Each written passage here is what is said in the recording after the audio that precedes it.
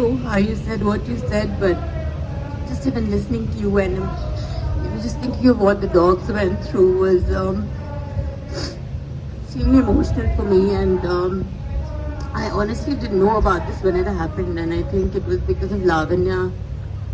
You know, she brought it up with me, and I was in shock, and I couldn't believe that this was Bangalore. You know, because we've always sort of coexisted.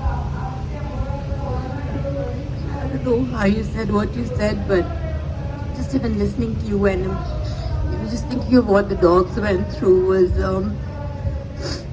extremely emotional for me. And I honestly didn't know about this when it happened, and I think it was because of Lavanya.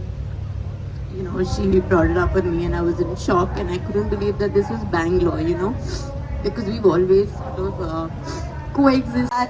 They are in the nearby forest. In fact, that forest is the one right behind my building.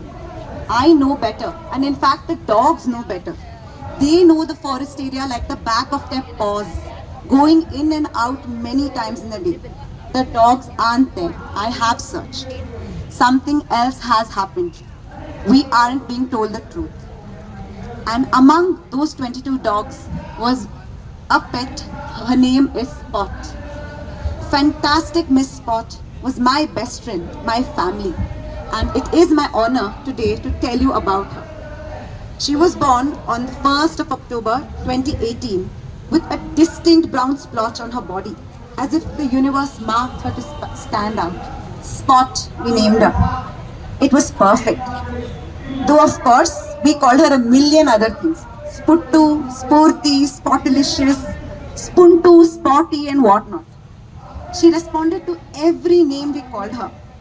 Or perhaps she just knew the voice behind that. She chose us as much as we chose her. Mornings began with her barks and her greeting us. Many days she would watch as my mother patiently swept and drew a column outside the house. And the moment my mother stepped in, Spot would lick away 70% of it and then curl right on top of it and snooze. Every evening, we walked in the forest, the very forest they claim that the dogs are there. We walked in that forest every day. She always took the lead and always paused at any fork in the road with a backward glance to check where we were heading. Every day we walked this routine, a habit of nearly 6 years. Tell me, do you think Spot was a coward or a warrior? She was afraid of umbrellas, tiny puppies and lemon slices.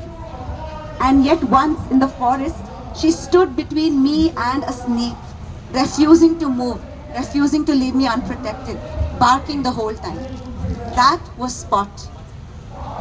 And Indy, she truly joined us in all our Indian festivals. Any diyas left outside, the sesame oil is gone.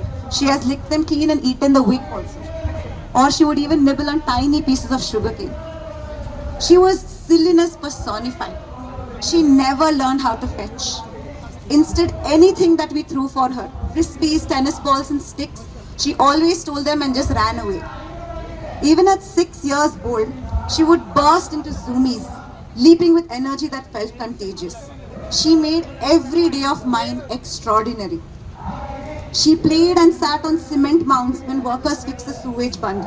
She ran up the terrace all by herself, 5 floors, when she needed to seek refuge from the crackers. She ate grass when her stomach was upset. She knew and understood the land that she was born into.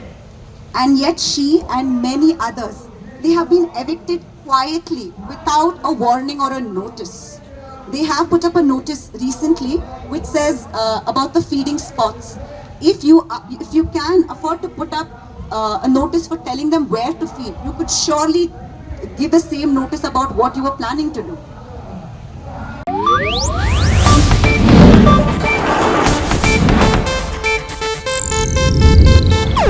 ಇದು Asianet news network ಪ್ರಸ್ತುತಿ.